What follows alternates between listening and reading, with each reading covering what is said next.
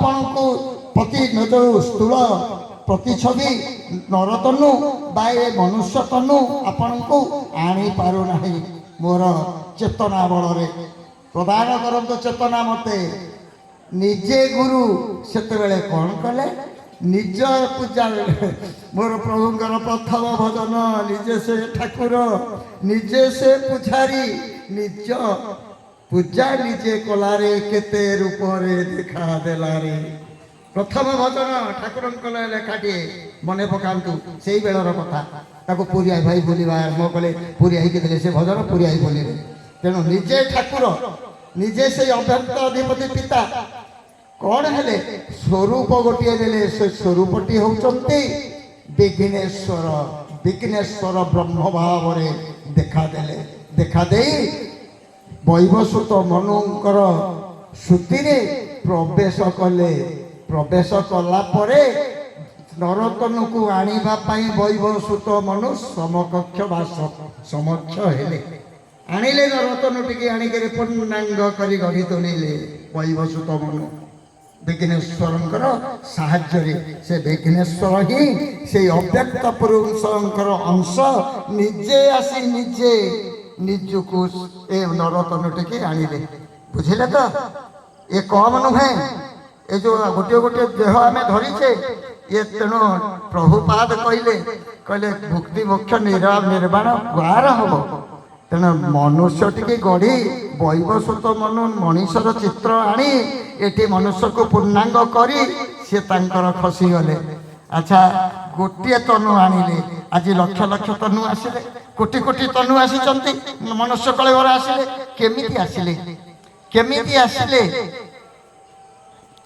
Car हम मुक्ति मुख्य निर्वाण जीवर जीव मुक्ति हम जीव मुख्य होची जीव निर्वाण होची जीव चरम प्राप्ति हम जीवर चरम प्राप्ति हम बुझेल ये जो भितर ना जीव ये जीवर चरम प्राप्ति हम मत टे कहते देह जीवभूत प्रभुपाद से लिखिले माने कथाटे तार जीवतत्वर ये सारांश दुई पाख भितर ये जीवतत्व टी सारीदे दुई पाखे लिखी मात्र से कहले जीव किए परिचय से आम परिचय से आरंभ करदे प्रथम कहले जीव किए परिचय देउछु ताहार जीव सत्य सनातन नित्य निर्विकार कहले तुम्हें हूँ जीवतत्व जो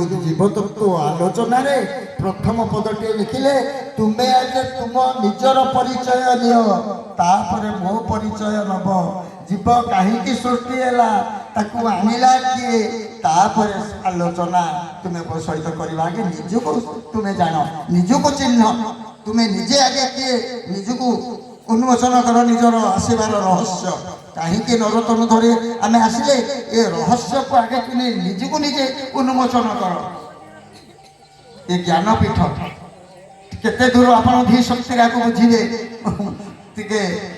टी ठाकुर पाखे मोर निवेदन आपण श्रुति भी समस्त श्रुति प्रवेश करूँ आपण मैंने भल कि बुझु तेणु कहले जीव किए परिचय देउछु ताहार ये जो जीव को आसीचु आम चरम प्राप्ति करूँ देह को नुहे देह प्राप्त चलीगले पोड़ीदेला पंचभूत जीवभूत भूत पोड़ीदेले जीव पंचभूत मिशीगला भूत लगिकी जीव जीव एवं भूत जीव एवं आत्मा जीव सहित जिते संजोग है आत्मा ये है जीवात्मा जीव सहित जिते संजोग है भूत ये है जीवभूत किंतु मिडिल पॉइंट अच्छी जीव से जीव को जाना पड़ो से जीव किए से जो जीवटी आम भितर आसी से जीवटी किए ताको जाना को सत्य सनातन निर्विकार तत्व आसी जीव जीव निर्विकार विकार ता भितर नहीं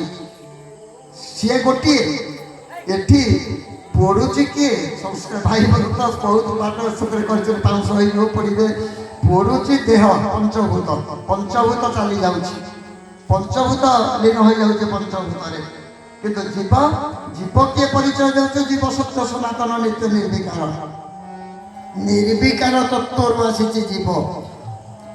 କାହିଁକି ନା ତାର ବିକାର ନାହିଁ, ସିଏ ଗୋଟିଏ। ଗୋଟିଏ କେମିତି ମୁଁ କହିଦେଉଛି, ମୋ ଭିତରେ ଯୋଉ ଜୀବ, ଆଜି ଦିଲ୍ଲୀପ ଭାଇଙ୍କ ଭିତରେ ସେଇ ଜୀବ, ସେଠି ଯେତେ ଭାଇ ଆମେ ବସିଛେ ଆଜି ଆମର ବିଚିତ୍ର ଭାଇଙ୍କ ଭିତରେ ସେଇ ଜୀବ, ଆପଣଙ୍କ ସମସ୍ତଙ୍କ ଭିତରେ ସେଇ ଜୀବ। ଗୋଟିଏ ଜୀବ କିନ୍ତୁ ଗୋଟିଏ ଜୀବ, ଗୋଟିଏ, ସିଏ ଭିନ୍ନ ନୁହେଁ। ଆପଣଙ୍କ ଭିତରେ ଜୀବ ଯୋଉଠୁ ଆସିଛି, ମୋ ଭିତରେ ଜୀବ ସେଇଠୁ ଆସିଛି, ତାଙ୍କ ଭିତରେ ଜୀବ ସେଇଠୁ ଆସିଛି। ଜୀବ ଆସିକିରି କ'ଣ କରିଛି? ଭୂତରୁ, ପଞ୍ଚଭୂତରୁ ଶକ୍ତି ଆଣି ଏ ଦେହକୁ ଗଢ଼ିଛି। ବୁଝିଲେ? ସେଠୁ ସେ କ'ଣ କଲେ? ଜୀବ ସତ୍ୟ ସନାତନ ନିତ୍ୟ ନିର୍ବିକାର, ନିର୍ବିକାର ତତ୍ତ୍ୱ ପୋଡ଼ିଯିବେ। ଏ ଧ୍ରୁବ ଭାଇ ଚାଲିଗଲା ପରେ ତାର ସବୁଟା ପୋଡ଼ା ହେଇଯିବ, ଦେହଟା ପଞ୍ଚଭୂତ ଲୀନ ହେଇଯିବ। କିନ୍ତୁ ଜୀବ ନିତ୍ୟ ସତ୍ୟ ସନାତନ, ତାର ବିନାଶ ନାହିଁ, ସେ ବିନାଶ ହୁଏ ନା। ସେ ମୁକ୍ତି ହୁଏ, ମୋକ୍ଷ ହୁଏ, ନିର୍ବାଣ ହୁଏ, ଚରମ ପ୍ରାପ୍ତି ବି ପ୍ରଭୁପାଦ ଗୁରୁ ସ୍ୱାମୀ ଦେଇଛନ୍ତି। ଏଇ ଜୀବନ ଚରମ ପ୍ରାପ୍ତି ହବ। ଆଚ୍ଛା, ସେ କ'ଣ କହିଲେ? ଏ ଜୀବ କିଏ ପରିଚୟ ଦେଉଛୁ? ତାହାର ଜୀବ ସତ୍ୟ ସନାତନ ନିତ୍ୟ ନିର୍ବିକାର, ନିର୍ବିକାର ତତ୍ତ୍ୱରୁ ଆସିଛି। ସନାତନ ଜୀବ ବି ସତ୍ୟ ସନାତନ ଜାଜଲ୍ୟମାନ। ତେଣୁ ଆସିଛି ଯୋଉ ଜୀବଟି, ସେ କୋଉଠୁ ଆସିଛି? ଆସିଛି ତା ପରପଦରେ କହିଦେଲେ, ଅବ୍ୟକ୍ତର ବ୍ୟକ୍ତ ଅଂଶ ଅଟେ ଜୀବଭୂତ, ଅନିତ୍ୟ ଆକାର ଧରି ଅରୂପ ଭୂତ। କହିଲେ ଅବ୍ୟକ୍ତର ବ୍ୟକ୍ତ ଅଂଶ, ବାପାରେ ତୁ ଆଉ କେହି ନୁହେଁ। ତୋ ଭିତରେ ଯିଏ ଖେଳୁଛି, ତୋ ଭିତରେ ଯିଏ ଜୀବ ରୂପରେ ଖେଳୁଛି, ସେ ଆଉ କେହି ନୁହେଁ। ଅବ୍ୟକ୍ତର ବ୍ୟକ୍ତ ଅଂଶ, ତୁ ମୋରି ଅଂଶ। ଯୋଉଥିପାଇଁ ଆଜି ପିତାର ପରିଚୟ ଦେଇ ପୁତ୍ରର ସମ୍ବୋଧନ ବା ସନ୍ତାନର ସମ୍ବୋଧନ ଆଜି ସୃଷ୍ଟିକି ତାଙ୍କର ଚରମ ପୃଷ୍ଠରେ, ପ୍ରତ୍ୟେକ ପୃଷ୍ଠରେ ସେ ଦେଇଗଲେ। ପିତା ଇତି ତୋର ଚିରମଙ୍ଗଳ କାଙ୍କ୍ଷୀ ପିତା। ସେ କହିଛନ୍ତି ଯେ ଧନରେ ଆଜି ଯେଉଁ ପାର୍ଥିବ ବସ୍ତୁକୁ ତୁ ନିଜର କରିଛୁ, ସେ କ'ଣ ତୋର ଥିଲା? ନା ବର୍ତ୍ତମାନ ଅଛି, ନା ଭବିଷ୍ୟତରେ ତୋ ପାଖରେ ଥିବ। କିନ୍ତୁ ତୋର ପିତା ଅତୀତରେ ଥିଲେ, ବର୍ତ୍ତମାନ ଅଛନ୍ତି, ଭବିଷ୍ୟତରେ ମଧ୍ୟ ତୋ ପାଖରେ, ତୋ ନିକଟରେ ଥିବେ। ତେଣୁ ଅବ୍ୟକ୍ତ ଅତିପତି ପିତା ଆଜି କ'ଣ କଲେ? ନା ଏକରୁ ଅନେକ ହବା ପାଇଁ ସିଏ ତାଙ୍କର ଲୀଳା କ୍ଷେତ୍ରରେ, ମୁଁ କହିଲି, ପଚାରିଲି ସେ କଥାଟିରେ, ମୁଁ କହିଲି ପ୍ରଭୁ ଆପଣ ତ ଏକ ଥିଲେ, କାହିଁକି ଏଇ ଜୀବ ତତ୍ତ୍ୱରେ, କାହିଁକି ଅନେକ ନରତନ ଧରି ଆପଣ ଲୀଳା କ୍ଷେତ୍ରରେ ଅବତୀର୍ଣ୍ଣ ହୋଇଛନ୍ତି? ନା ଗୋଟିଏ କଥା ତମକୁ ପଚାରିବି। ସେ ପ୍ରଶ୍ନଟି ସେଦିନ ନନ୍ଦ ଭାଇର ପିନ୍ଧା ବାଉଁଶ ମୂଳ କଣାମୂଳ ପଚାରିଥିଲେ ମୋତେ। କହିଲେ ତୁମେ ଆସିଥିଲ ଏକାଟିଆ, ଏକା ଆସିଥିଲ ନା ମା ଗର୍ଭରୁ? ନା ତୁମେ କାହିଁକି ଏଠି ସ୍ତ୍ରୀଟିଏ ଗ୍ରହଣ କଲ? କାହିଁକି ଦୁଇଟି ସନ୍ତାନର ପିତା ହେଲ? କାହିଁକି ଘର ସଂସାର ବିଭବ ଜମିବାଡ଼ି ଭିତରେ ତୁମେ ଏତେ ଠୁଳ କରିକିରି ଆଜି ଦିନ କାଟୁଛ? କ'ଣ ପାଇଁ? ତୁମେ କ'ଣ ପାଇଁ ଏବେ କହୁଛ କରିଛ? ଏସବୁ ଜିନିଷ କହିସାର, ତାପରେ ମୁଁ ବୁଝେଇଦେବି। ମୁଁ କହିଲି ଆନନ୍ଦ ପାଇଁ। ନା ସେ ହିଁ ଆନନ୍ଦମୟ, ଆନନ୍ଦ ଅଂଶରେ ଆତ୍ମା ସ୍ୱରୂପ, ଆନନ୍ଦ ଅଂଶରୁ ଯେଉଁ ଆସେ ସତ୍ଚିତ୍ ଆନନ୍ଦ ଅଂଶରୁ ପରମାତ୍ମା, ତାଙ୍କଠାରୁ ସୃଷ୍ଟି ହେଲା ଆତ୍ମା। ସେଇ ଆତ୍ମା ସ୍ୱରୂପ ଆନନ୍ଦ ସ୍ୱରୂପ ସମସ୍ତଙ୍କ ଭିତରେ ସେ ଖେଳୁଛନ୍ତି। ସୃଷ୍ଟିର ଆନନ୍ଦ ପାଇଁ, ସବୁରି ଭିତରେ ରହି ସମସ୍ତ ଆନନ୍ଦକୁ ଉପଭୋଗ କରିବା ପାଇଁ। କହିଲେ ତୁମେ ଚିନି ଖାଉଛ, ତୁମେ ମିଠା କହିଦେବ, ଚିନିଟା ମିଠା ଲାଗୁଛି, ମିଠାଟା କେମିତିଆ କହିପାରିବ? ସେ ଆନନ୍ଦ, ସେଇଗୋଟିକ ହେଉଛି ଯେଉଁ ଆନନ୍ଦଟିକୁ କେହି ଅନୁଭବ କରିପାରୁନା। ସେ କହିଲେ ମୁଁ ତୋରି ଭିତରେ ଅଛି ରେ ଧନ, ତୁ କିନ୍ତୁ ସୃଷ୍ଟିଚକ୍ରର ମାୟା ବଳୟ, ସୃଷ୍ଟିଚକ୍ରର ମାୟା ବଳୟ ପଞ୍ଚଭୂତ ଲାଗି ଦେହ, ମାୟା ବଳୟ ଭିତରେ ତୁ ରହି ଦେହ ଜ୍ଞାନରେ ତୁ ମୋତେ ଧରିପାରୁନୁ, ତୁ ମୋତେ ଜାଣିପାରୁନୁ। ମୁଁ ପବନର ଅଣୁସତ୍ରରେ ତୋ ଭିତରେ ଆସୁଛି ଯାଉଛି, ତୁ ମୋତେ ଧରି ଯିବ ଆସୁଛି ଯାଉଛି ସବୁବେଳେ, ତା ଭିତରେ ତୁ ଧରିପାରୁନୁ। ବୁଝିଲେ? ତେଣୁ ସେ କ'ଣ କହିଲେ? ଅବ୍ୟକ୍ତର ବ୍ୟକ୍ତ ଅଂଶ ଅଟେ ଜୀବଭୂତ, ଅବ୍ୟକ୍ତର ବ୍ୟକ୍ତ ଅଂଶ। ଏଇ ଯେଉଁ ଅବ୍ୟକ୍ତ, ସେ କହିଲେ ଅବ୍ୟକ୍ତ ଅଧିପତି ପିତାଙ୍କର ପିତା। ଆଜି ଅବ୍ୟକ୍ତ ଅଧିପତି ପିତା, ନିଜେ ଗୁରୁ, ନିଜେ ଆଜି ଚୈତନ୍ୟ ପୁରୁଷ ସର୍ବବ୍ୟାପକ ହେବା ପାଇଁ ସେ କ'ଣ କଲେ? ତାଙ୍କ ସ୍ୱରୂପ ହେଉଛି ଚୈତନ୍ୟ ପୁରୁଷ। ଚୈତନ୍ୟ ସ୍ୱରୂପେ ସେ କହିଛନ୍ତି ତାଙ୍କର ପଦରେ, ଚୈତନ୍ୟ ସ୍ୱରୂପେ ଜୀବ ଭିତରେ ମୁଥାଇ ଚେତନା କେନ୍ଦ୍ରରେ ରହି ଲୀଳା କରୁଛ। ଚୈତନ୍ୟ ସ୍ୱରୂପେ ଜୀବ ଚେତନାରେ ରହି ନିଜ ମାନ ନିଜେ ପ୍ରସାର କର। ମୁଁ ତୋରି ଭିତରେ ଅଛି, ତୋରି କାୟା ଭିତରେ ଛାୟା ସ୍ୱରୂପ ମୁଁ ଅଛି ରେ ଧନ। କାୟାକୁ ଛାଡ଼ି ଛାୟା କେବେ ରହିପାରେ କିରେ ଧନ ଲେଖି ଦେଇଛନ୍ତି। ଭଲକିରି ତାଙ୍କ ସ୍ୱରୂପକୁ ଭଲକିରି ପଢ଼ିକିରି ଚରମ ମର୍ମେ ମର୍ମେ ବେଦନ୍ତୁ ଏ ପୁରୁଷ କିଏ ଆସିଥିଲେ ଆଙ୍କୁ ତ ସମସ୍ତେ ଲେଖିଲେ ତ ରାମକୃଷ୍ଣ ଆମଠାରୁ ସୃଷ୍ଟ ହୋଇଯାଇ ଲୀଳା କଲେ, ବୁଝିଲେ। ତେଣୁ ଏ ପୁରୁଷ ନିଜେ ସୃଷ୍ଟିର ମୂଳ ଆଧାର, ଯେ ଚୈତନ୍ୟ ସର୍ବବ୍ୟାପକ, ନିଜେ ଗୁରୁ। ଆଜି ନିଜେ କହିଲେ ପିତା ମିଶେଇ ମିଶେଇ ଗଲେ ଯାଠାରୁ ଏକଙ୍ଗ ପ୍ରକୃତି ସେ ଲେଖିଛନ୍ତି। ପ୍ରଥମ ଜନନୀ ଜଠର ଜରାୟୁରେ ଅବ୍ୟକ୍ତରେ ଆମେ ପ୍ରକୃତିର କୋଷରେ ତରଙ୍ଗାୟିତ ଅବସ୍ଥାରେ ଥିଲୁ। ତେଣୁ ଆଜି ଆସିଥିଲେ ନିଜେ ଅବ୍ୟକ୍ତ ଅଧିପତି ପିତା, ନିଜେ ଚରମ ଆଜି ଆସିଥିଲେ। କାହିଁକି ଆସିଥିଲେ? ଉଦ୍ଦେଶ୍ୟ କ'ଣ ତାଙ୍କର?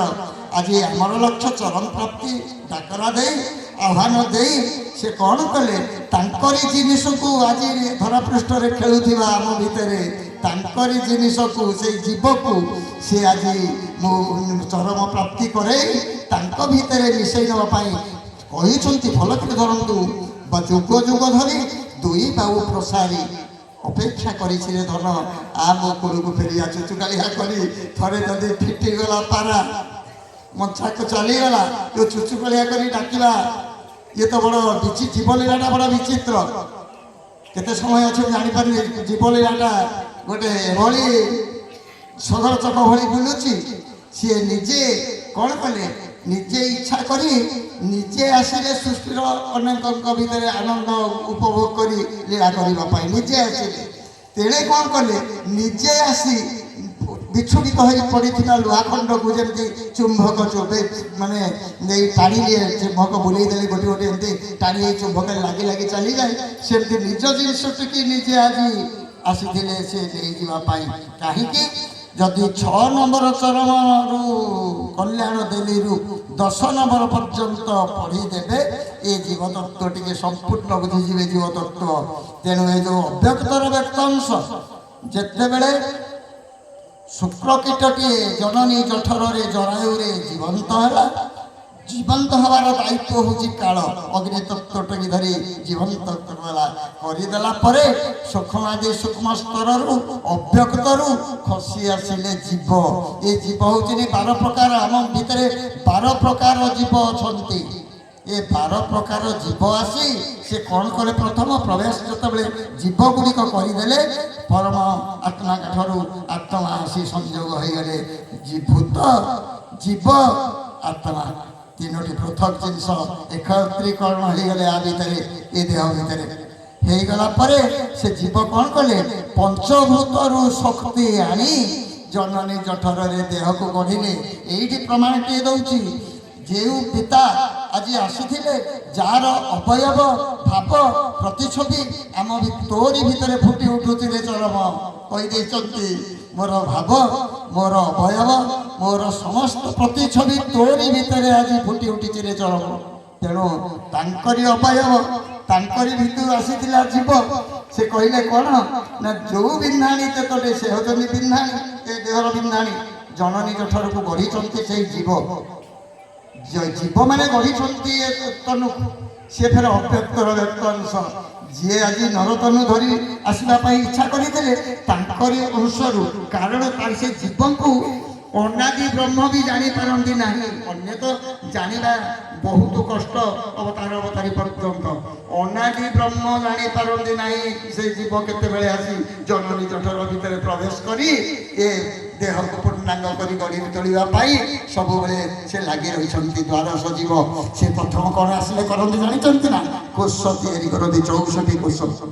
से द्वादश भृंग आसी 64 कोष तैयारी करदेले रहीबार आपण सृष्टि की आसिले रहीबे सीना बापा खंडे घर करके रही वर्षा शीत तापर आप घर करुँच घर खंडे बापा कर जन्म होकर घरे रही किंतु सी आसी कौन करती आगे घरटी तैयारी करते आ भर से गुड़े होती कोष से कोष भितर जी रही जाती भृंग से भृंग हूँ द्वादश भृंग द्वादश कोष द्वादश जीव से गुड़िक हूँ जीव से गुड़िक अव्यक्त आसुँच जो प्रभुपाद गुरुस्वामी तांकरी जिनिस को से जीव को आज कोल को फेरई नवाई आमर लक्ष्य चरण प्रति बोले आह्वान देते बारी सारे भाई मो आंठे हाथ मो समय मूल्यवान मो सब आज भी कहूँ जिते आलोचक समीक्षक अच्छा आज मंचर आचार्य होती